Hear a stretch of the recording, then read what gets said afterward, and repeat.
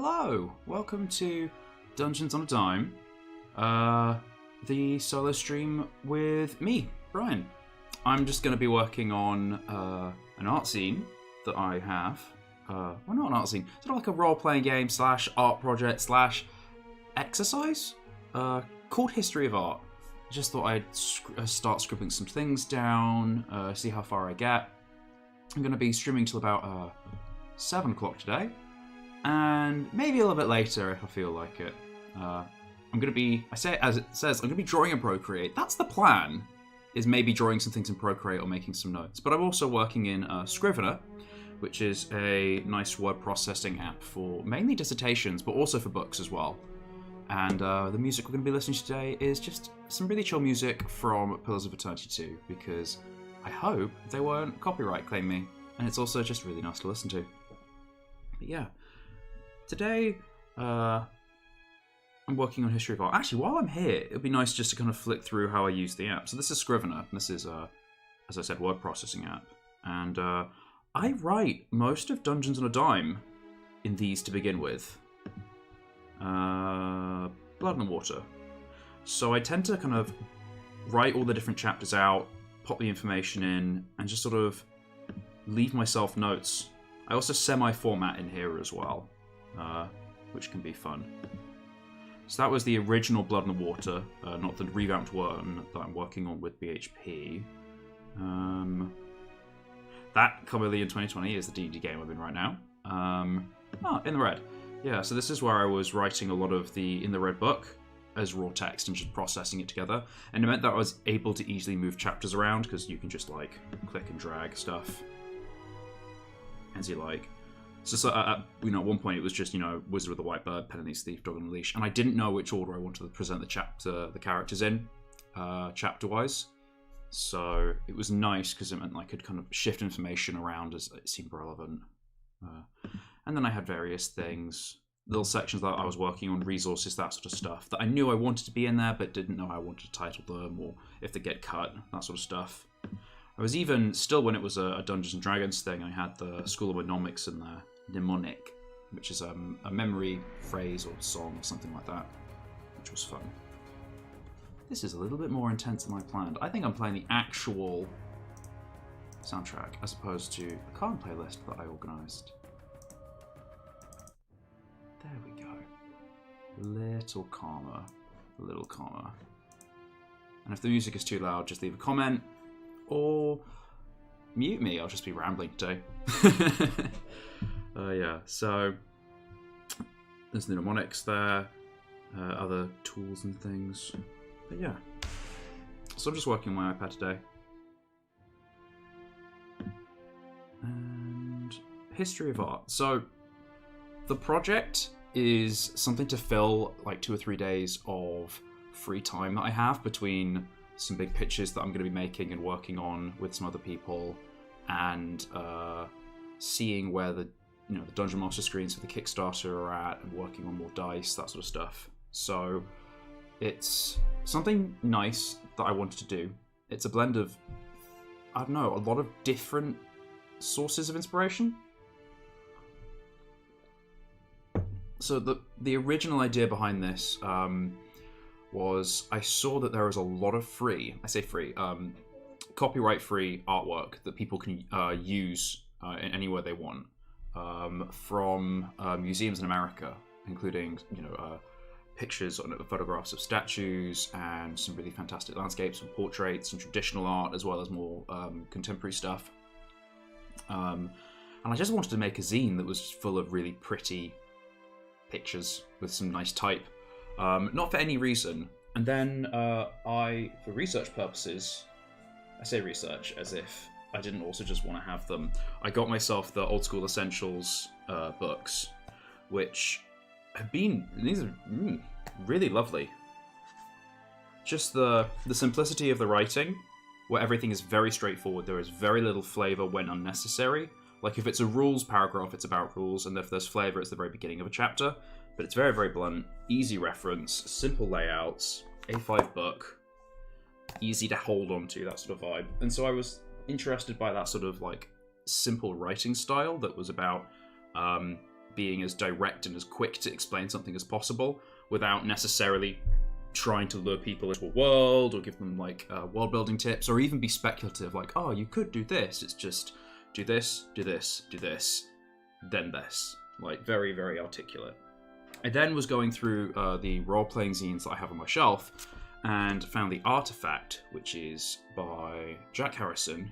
Neat zine, solo play.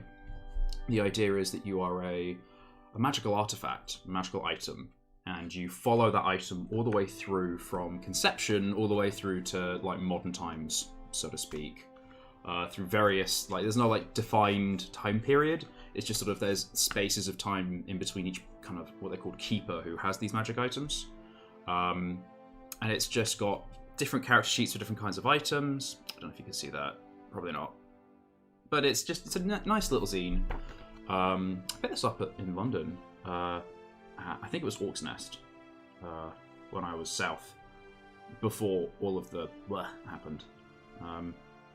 Yeah. So it's a neat little game. And it has a cool mechanic where you have to sort of, whenever the magic item that you are role-playing is not currently being wielded by anybody, you just have to sit in silence for like a certain amount of time. So like 10 seconds, 30 seconds, a minute, 10 minutes, which is very intense. Very intense. So I liked the idea of having like real-world practice actions you can do and also a role-playing game that's solo play. And then I was also really interested by Morkborg, which, I mean, probably everyone in the small indie RPG scene has heard of. But Morkborg is I think it is Swedish, if I remember off the top of my head. I think it's written by, it's produced in Sweden, but this is Morkborg. And it is the very intense doom metal album of a game, a spiked flail to the face, light on rules, heavy on everything else. So, yeah, that. And it is, I think they have like 250 fonts throughout the entire book. They have got some very intense spreads, very, very visceral artwork, and the text is very non-traditionally orientated around the page. So I figured if I've got 2 or 3 days free to sort of like write a zine and go as far as I can with it, then it would be interesting to see if I could blend sort of this very non-traditional graphic design style of Morkborg with the solo RPG element of the Artefact, with beautiful free images that I can get from museums in from America. What is it? I can't even remember who they were called.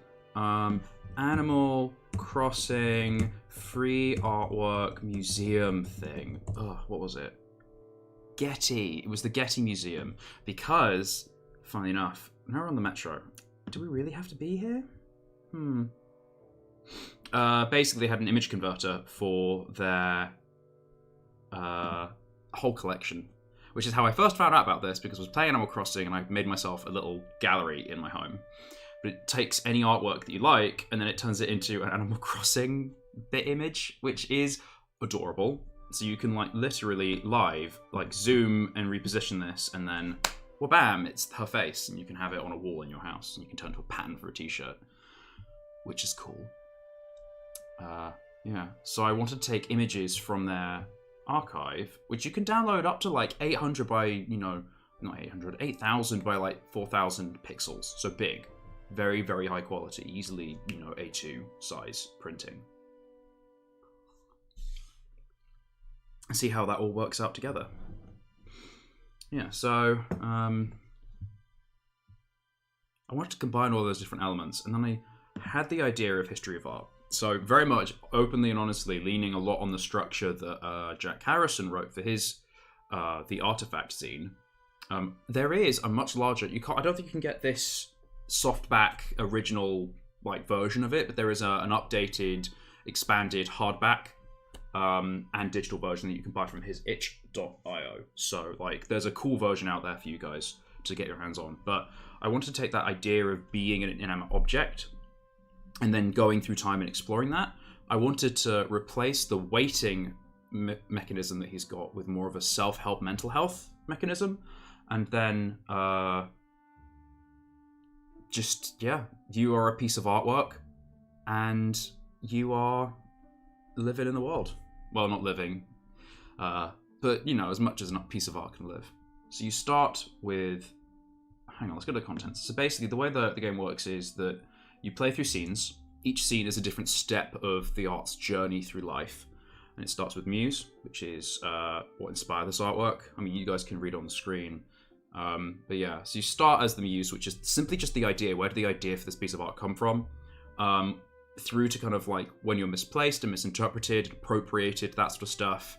Like that aspect of art, because that's what happens with art, is that it starts with a specific message from the artist, or like a feeling or a mood or whatever inspired them, and ultimately someone else comes along and gets it all wrong, and then that wrong interpretation of it, I say wrong, not the artist's interpretation, but someone else's interpretation, just smears everywhere, and then, you know, 2 million years later we're looking at something going, oh, this must be a really important cultural artifact, when really it was like a sock painting, a sock puppet, like, yeah.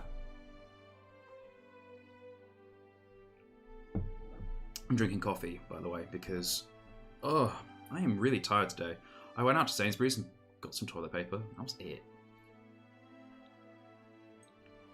But that was enough to tire me out. Yeah. So, yeah.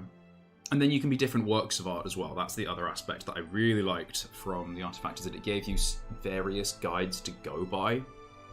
So, you've got classic ideas like self-portrait, portrait, landscape, and then I wanted to go for more non-traditional ideas, like the idea of you could be a garment. So you could be a piece of armor, but it's like ceremonial armor. Or you could be like, you could be a building. You could be a design for a building, and then people come and find you millions of years later and they go, oh, these ruins, what were they? That could be fun. So the scenes will be specific, like the same sort of like instructions you can go through each time. And then the works of arts will be different interpretations of those instructions. And then to start with some flavor, I found some cool sounding quotes from artists I liked.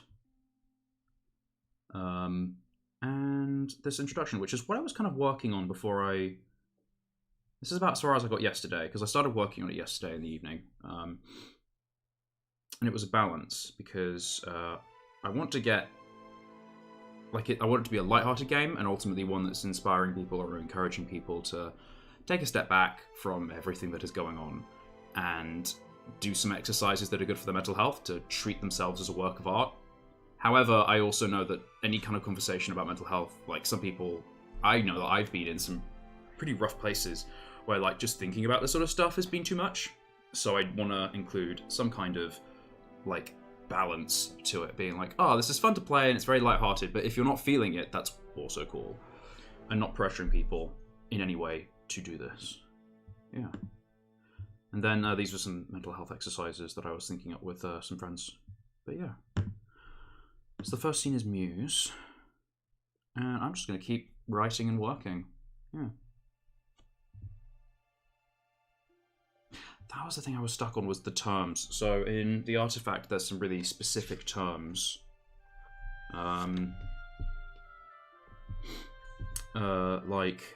Keepers are the people who find it. Every time you advance time, you have to go to a specific page to do a thing. That sort of vibe. And yeah, I'm not quite sure how I want to structure the pieces of art as well. Because for example, in the Artefact, you can play as different artifacts, so to speak. But ultimately, the sheets are all the same. All of the questions are the same for each artifact. They just, it says the weapon, the shield, to this. That's the only difference in the character sheet. But it is nice to think about that. But the interesting things are there are questions which you can answer. You can choose to answer if you want to. And then there are traits at the bottom, and there's like a page of suggested traits. And I think, as opposed to traits, I'd have maybe like interpretations. Yeah, I'll start drafting a character sheet.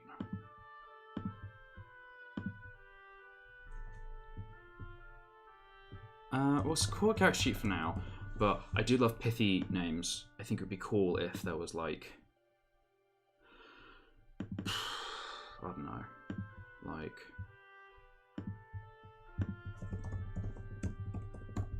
What would a curator call like a reader? Well, Reader's Digest is like a quick summary of a book. So what would you call like a gallery description? I'll make a note.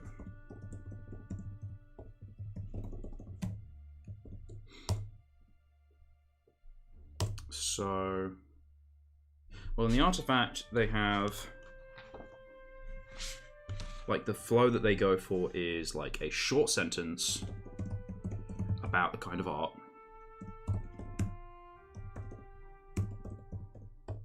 Well, so this would be, like, about what the specific artifact is, like, what is a shield? But here it's, like, short about style of art, or kind of art.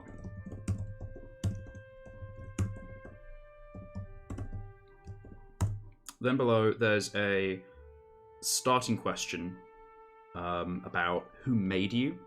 Now, that's actually the second step. The first step of this, the first scene is the muse, so where does just the idea for the piece of art come from? And the second is who painted you. But ultimately, as I studied art, well, not as like I have studied art, I know, but as in how I have studied art has told me that the art is as much about the artist as it is about the viewer interpreting that piece of art. So I don't think I want necessarily to say who made this piece of art, because their idea might not go as, how to say it, like they're interesting and they are good for a scene, but they're not important in the long term.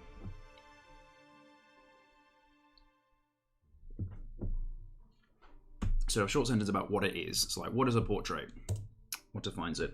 So then maybe I'd have a like short activity.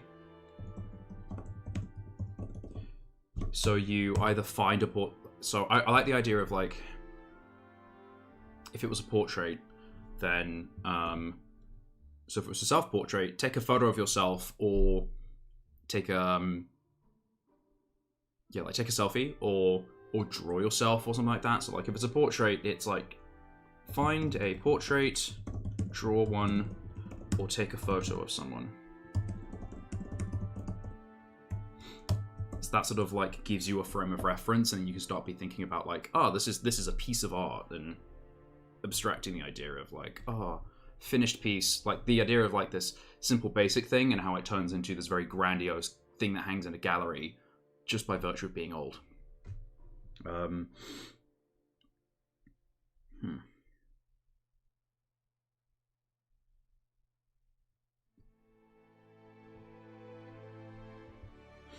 So then there's a bunch of questions which you can choose to answer or not, but the important thing that I like was traits, and there were 6 boxes that you could fill in traits.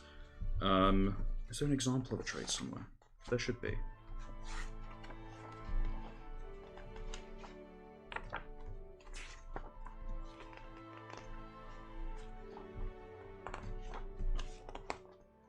There is. I just can't find it.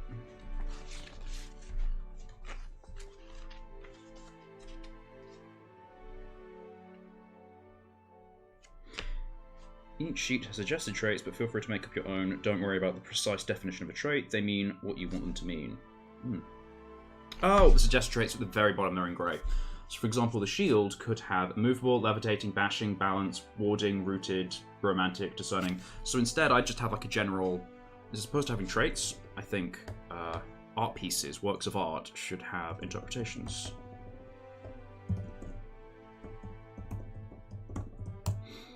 And those would be, I think for like some of them, these interpretations stay the same, and they're the different styles of art. So it could be like romantic, political,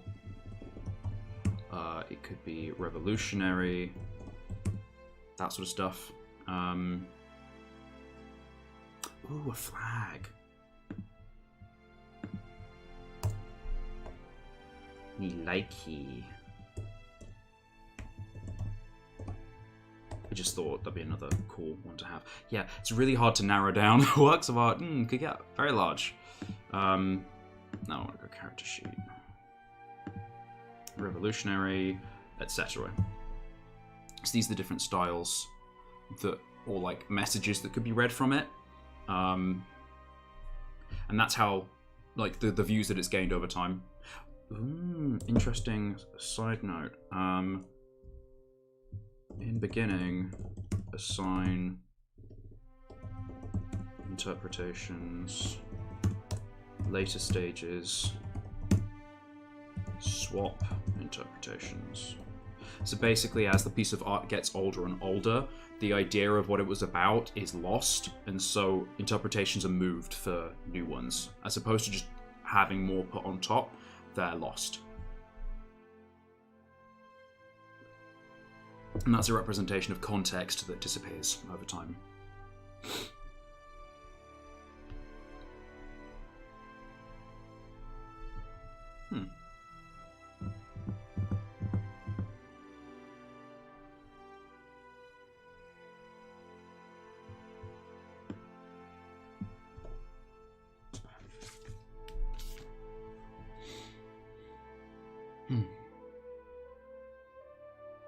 And that's something. These questions, these are like self-reflective. I say it's like self-reflective. They are role-playing activities that get you to feel more about the physical object, a magical object, because you're role-playing as it, because it is a sentient thing. It just, you are only really awake when a keeper is actively using you, and so it has stuff like, how do you come to think of your keepers as allies, captors, or something else? So it's this idea of like, you are an inanimate sentient object. How is your view alien to other people? Which is cool. So maybe I'll skip questions and instead have that as like the self-reflective, because it's world building. Each the idea is that you're a piece of artwork, and it's through exploring how an artwork ages, decays, and is refreshed or repaired. That's the word I used. Yeah. Restored. Restored's the word that I used. As it's restored, then that's how the world builds, because it's, you can learn so much just by what people think of art. And that can be good for your world as your world building, because you go, oh, well, this piece of art was made this because of this and this and this and this. And it gives you a whole bunch of stuff to draw on in your game, or in other role-playing games. So instead of having questions like, oh, what do you, a piece of art, think about this? I think it might be like, how does the world react to this? Why has this happened? And those would be specifically in each section. So in theory, you could play a scene over several times. So you could have 3 muse scenes, and that's okay, because it could be a really complicated piece of artwork encapsulating lots of different areas. Or you could have 3 make scenes. Make is like the second, that's when the artist is making the piece. So it could be like a piece that was first like sketched out by a master and then handed to a student or something, or like an illustrated manuscript Bible or something like that that was passed from monk to monk, but they all had their own little corner notes in there. And that could add complexity to what it is and what it means. Okay.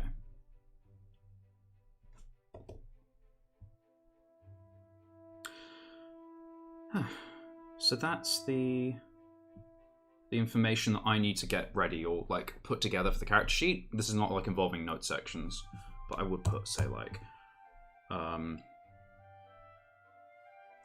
total history, known history. So known history is a closing game exercise. When you're done with that piece of artwork, you're not coming back to it. You write out all of the history as it is known about the piece. And then the total history is like everything that it's gone through. So as you're playing the game, you're making notes in total history, and then known history is at the end when you're summarizing what people today, the contemporary, know about it. So it could be completely unknown. It's just like a Mona Lisa. They're like, oh, it's a woman who might be smiling. Or maybe she's not. But maybe the history is that Mona Lisa is a woman who physically could not smile, and so this was a painting of her that specifically was meant to... Yeah, you know what I mean. Drama. Stuff.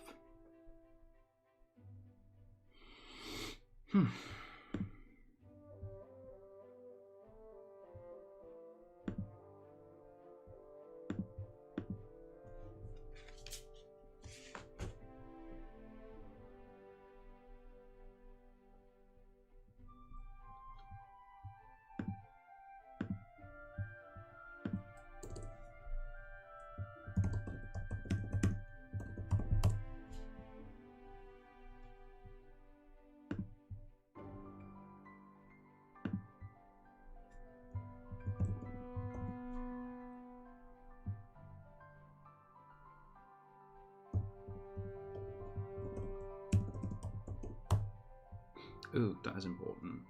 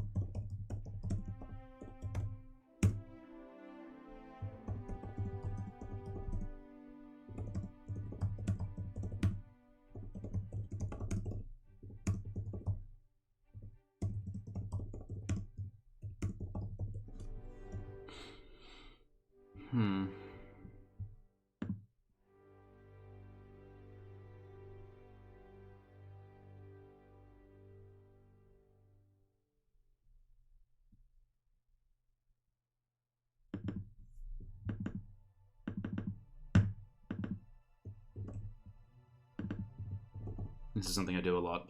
I go back, I think about something, I read, I swap letters, I go back, I swap things, I change, I think again. Yeah.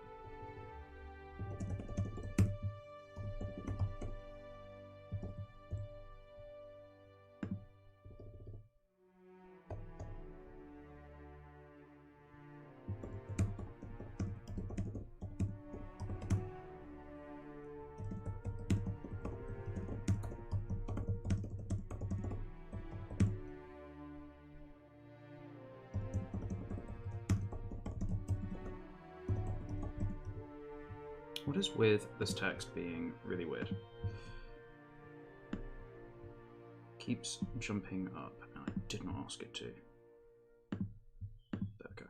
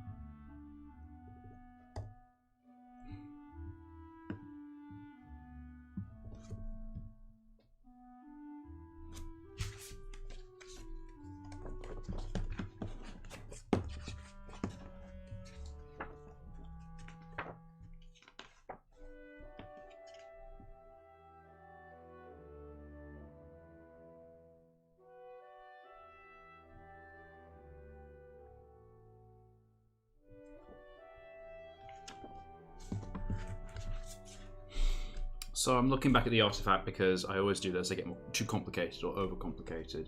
And ultimately, each keeper in a section, because it's broken into like time periods. So like, what is it called? Newly forged. Each keeper is 3 sentences, and 2 of them are actually very vague. So for example, keeper. Choose a keeper, mark it, and follow the instructions. When you feel you explored a keeper sufficiently, move on to time, which is the waiting period afterwards. So, folk hero, describe this person, and then choose basically a feature for that person. So, like a story cue for the keeper, and then if you want to, answer a question from the artifact sheet. That's it, and then you move on to time. It's like 3 sentences, very simple. And I want to do simple like that, and like old school essentials, and I am getting fluffy. You can see here this guy has got 3 sentences and they're done. And here I have got flavor that I said I wanted to cut out. I like the idea of these quotes being both flavor and mechanic. This is a poet called Ruth Stone who describes how a muse chased after her, or how like she feels poems move through her. The poem as in her, it's something that is external to her, and I really liked the idea of the inspiration for a piece of artwork coming out of nowhere.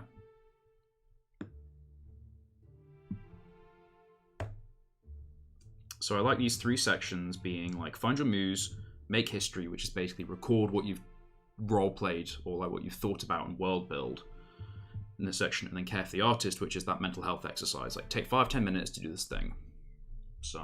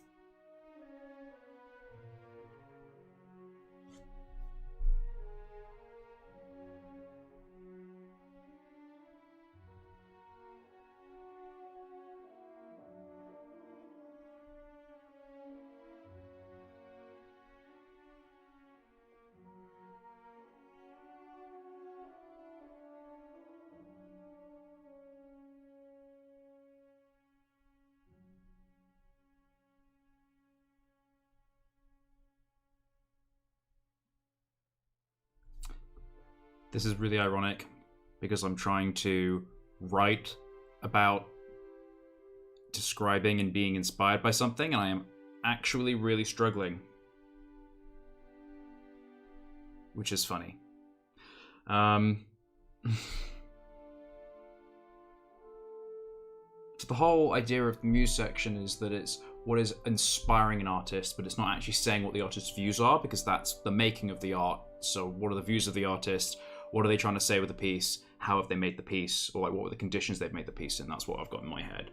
So what am I trying to say with the muse section is... let's work with an example. So... what's a really common muse today? So we'll say, I mean, protests. Protests are an example, and protest songs. Ooh, I should add music to this. Where is it? Song.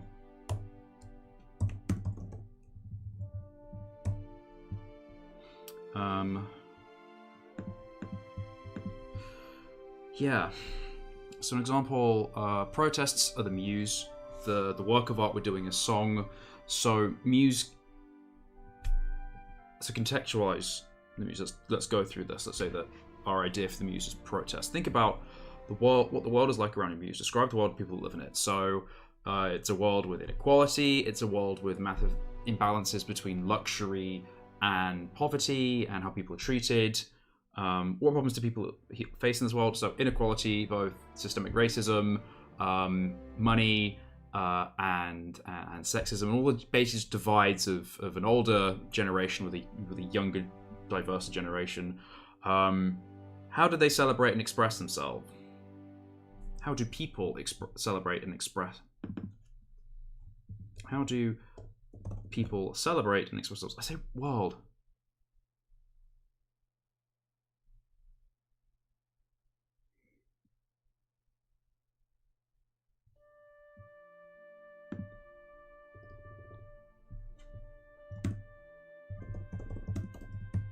And the people that live in it.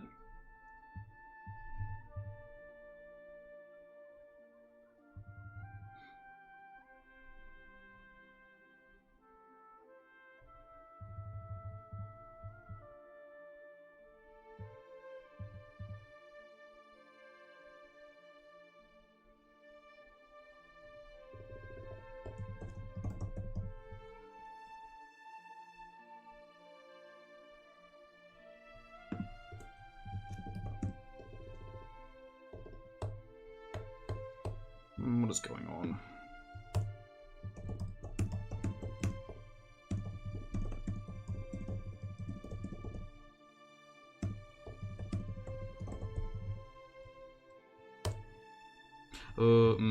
That's problematic writing. I'm kind of assuming that you're kind of people are living in a society, so I'm thinking like farming communities and people who live in tree forests and stuff like that. But that's not the same as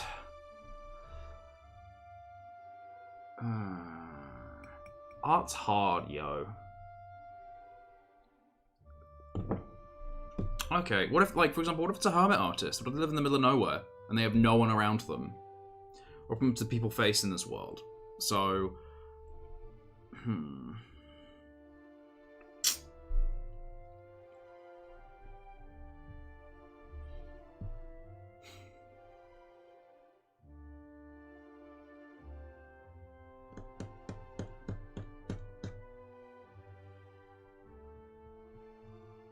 again, I'm making it really complicated. This is something that I do, is I write and I write and I write and I write and I write. The beauty of the artifact is that it is literally 3 sentences. Choose a keeper, mark it, follow the instructions. Instructions are, describe them. Choose a thing for them. Answer none, 1 or 2 questions from the artifact sheet. Done. Time. Sit in a dark corner and do nothing for 5 minutes. Very simple. So...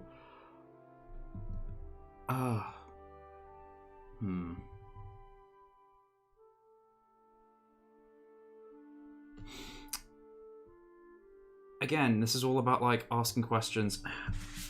The balance is that with the character sheet, it has like 1, 2, 3, 4, 5, 6 questions, and it's like you can do any question in any order. It really is quite free-form.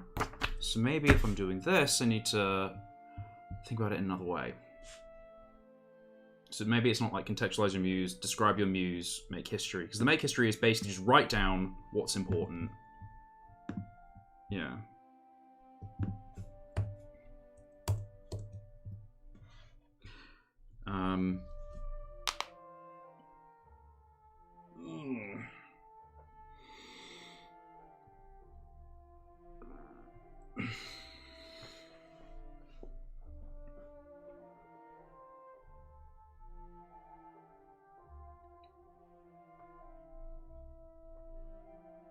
Oh, yeah. I mean, I'm thinking about, like, traits and interpretations instead of traits. Maybe it just needs to stick with the interpretation.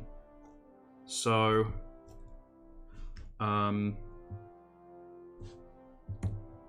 choose an interpretation. Or, so, like, we're saying, like, interpretations, themes? Themes is broader. Choose a theme.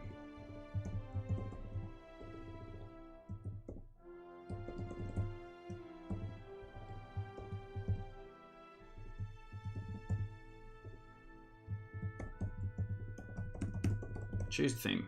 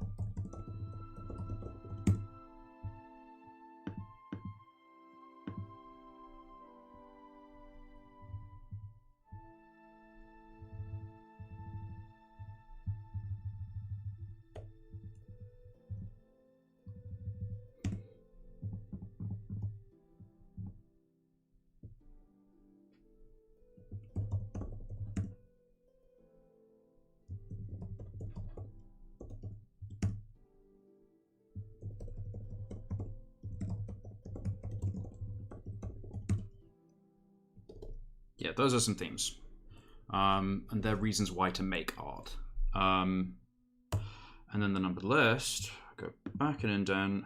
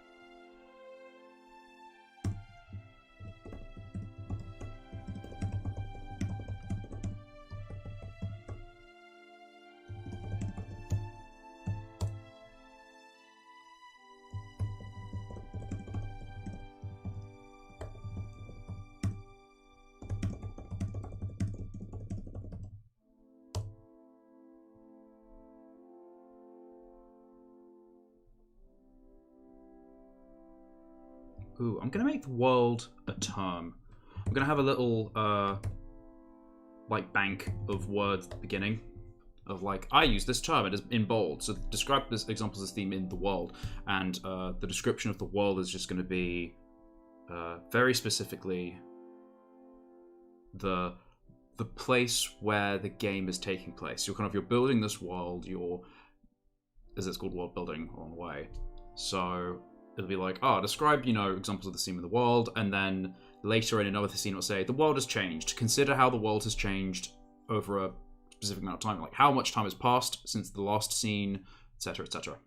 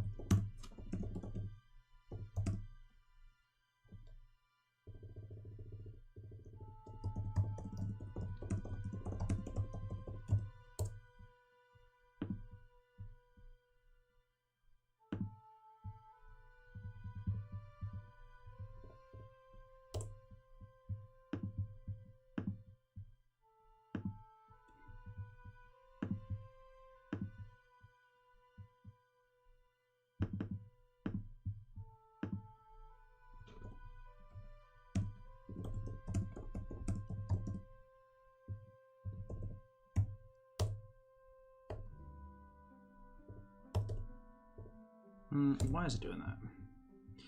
Why gotta be like this?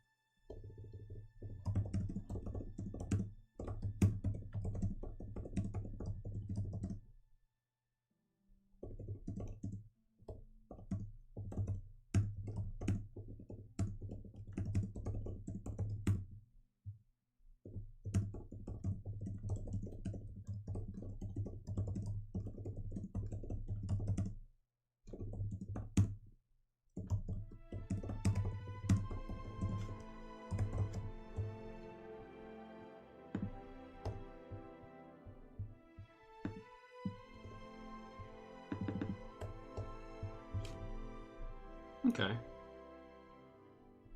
So let's do it. This is the Muse. And in theory, you can do this multiple times to get multiple inspirations for a piece of artwork. So, Muse. I would hear them. I would feel them coming from way off. If I didn't catch them when they went through me and went on. Oh. And if I didn't catch them, they went through me and went on. I need a comma there.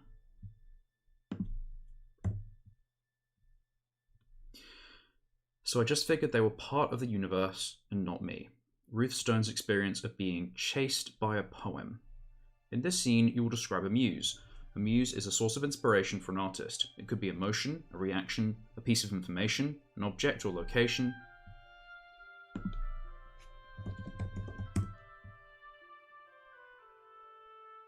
A piece of information, an object or location. Inspiration is everywhere in our world. Choose a theme.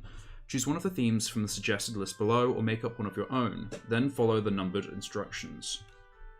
So I'm going to choose the theme of war. Consider why this theme is important, who, what, or where is affected and why. So let's think, generally there is a war and it's hurting people on both sides. It is just bad. No one likes war. Describe 3 examples of this theme in your world. Summarize those examples in the total history of your gallery description. So total history being like the overall record you're keeping of the game, which you can then take interesting snippets from for world building purposes. So 3 examples of war. So I would then make up war and events that happened and battles and stuff. Add the theme to your gallery description, so that'd be a list of themes at the bottom, and then end scene. And so in theory you could do this multiple times. So if in theory there are a lot of wars going on, then you could have war over and over and over again.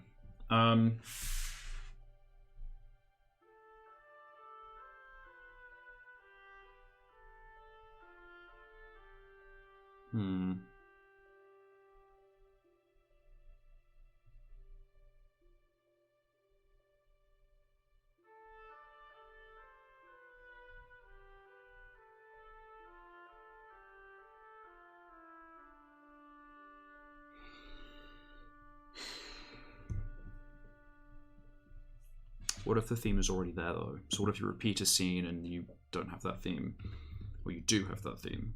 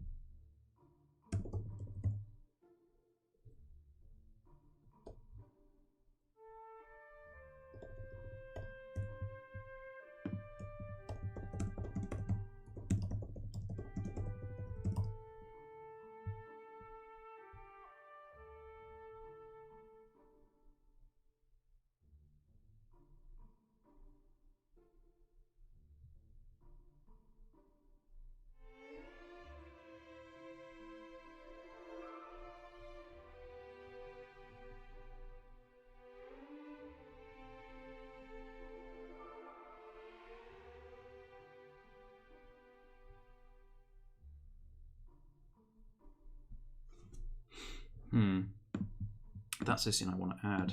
I'm just thinking, we've got Muse, Manifestation, Misplaced, Modification.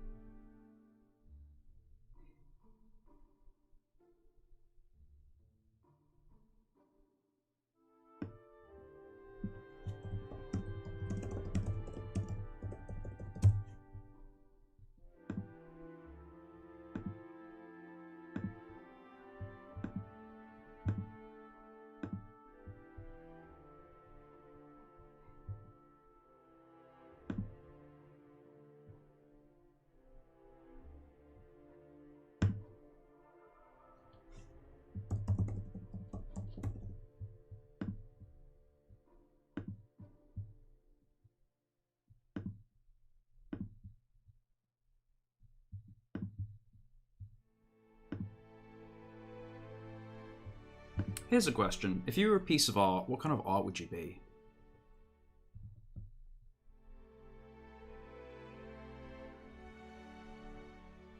I think I'd be a building.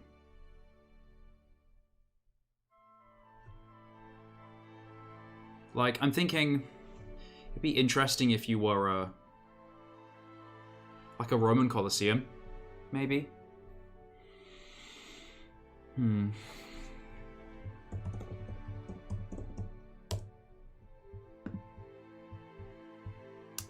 So I want to start with a cool looking quote that gets imposed over the artwork. So what I'm thinking for the layout, if I gotta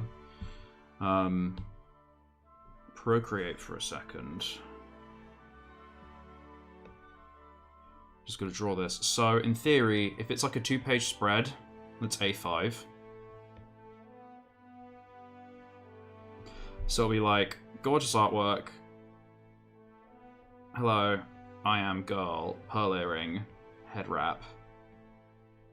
So it'll be like, quote in nice font and laid out interestingly, like bottom left. Maybe like page numbers top right. Because I'm being fancy about this. Or even, would there even be page numbers? We'll see. Yeah, so fancy image, and then scene header, and then like the instructions.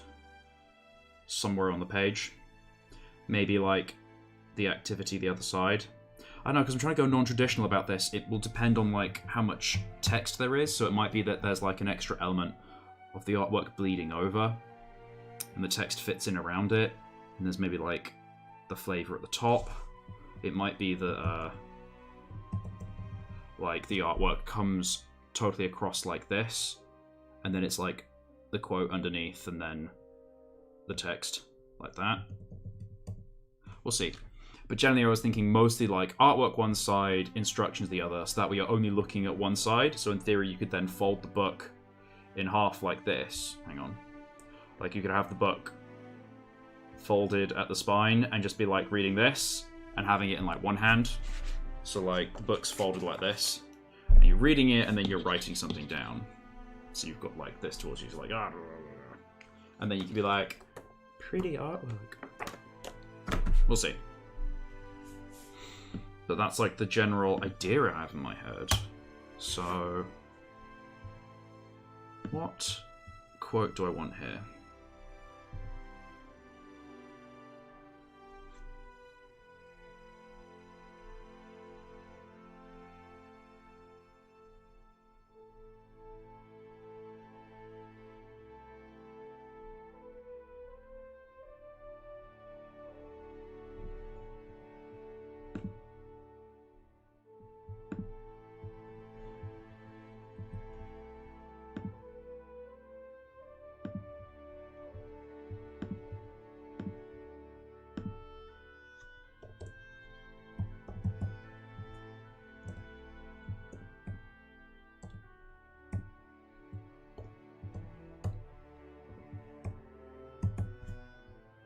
Being very weird and not making it italicized because it hates me.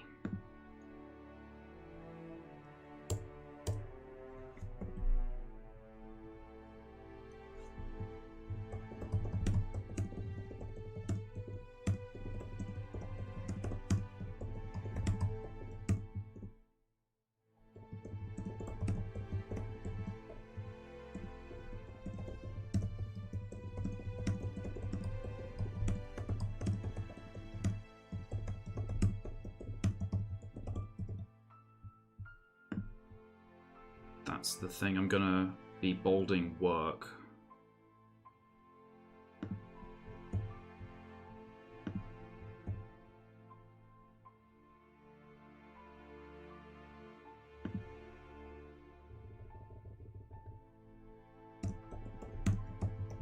That's a term used across the book. So like your work is in your work of art.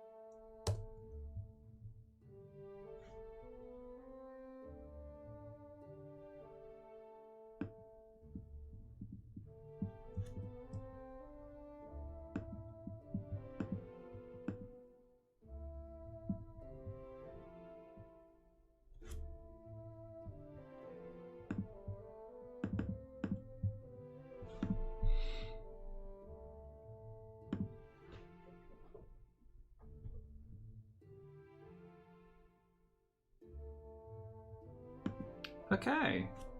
I think I'm going to end the stream there. That's about an hour and a half of writing that I've been doing. And yeah, I've got 2 scenes of maybe like 8 fully done, which is decent.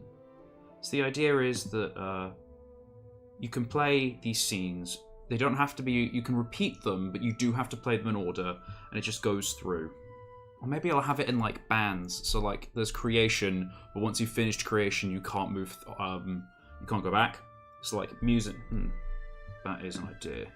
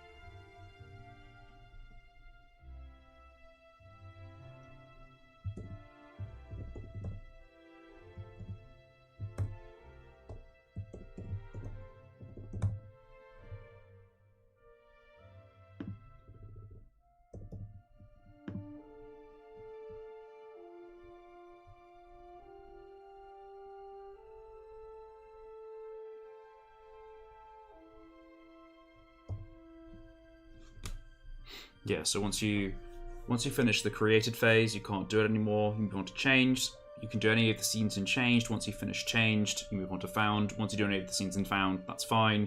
And then that's your history of the art complete. Neat, cool, great. Well, thanks for coming along and watching me just kind of figure this out as I type away bit by bit. And hope you have a lovely evening.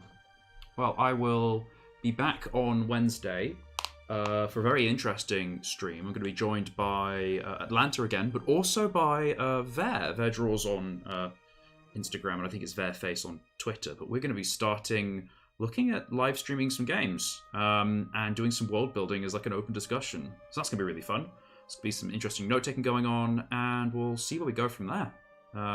Until then, I hope you have a great time, and see you soon.